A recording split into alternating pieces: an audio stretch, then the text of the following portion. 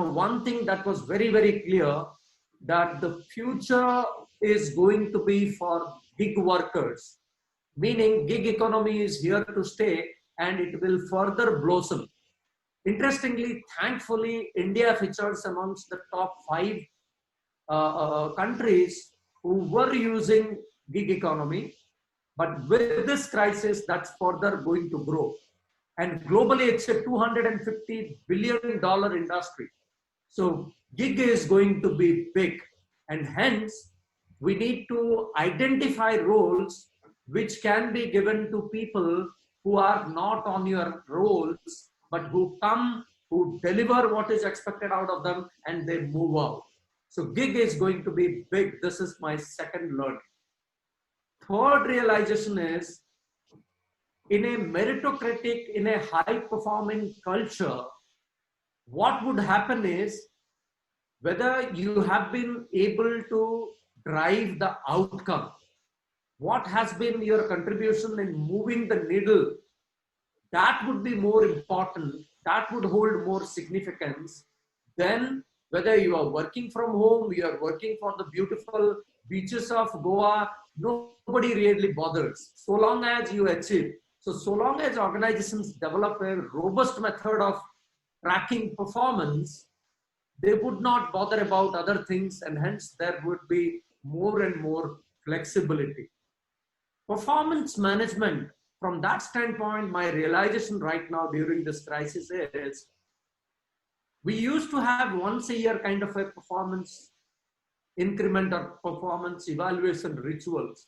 By and large, in Indian organizations, this is industry agnostic. Most of the sectors used to have once a year, or at best twice a year, kind of an appraisal system.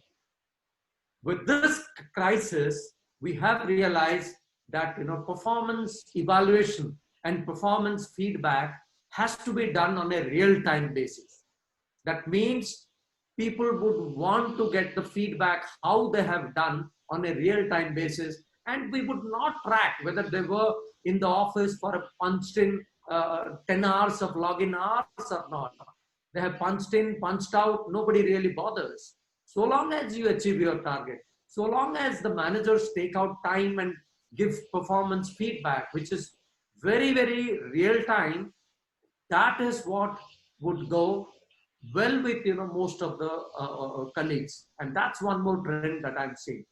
Now, during crisis, the fourth one is, to what extent you have communicated.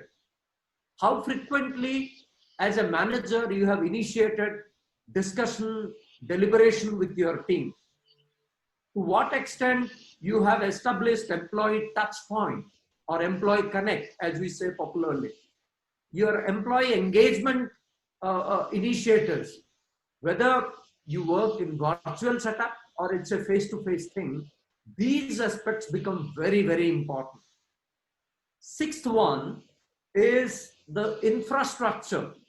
Even though we want to allow our people to work from home, we have realized not necessarily everybody is blessed with a dedicated office space or a dedicated room with all necessary internet connectivity and systems.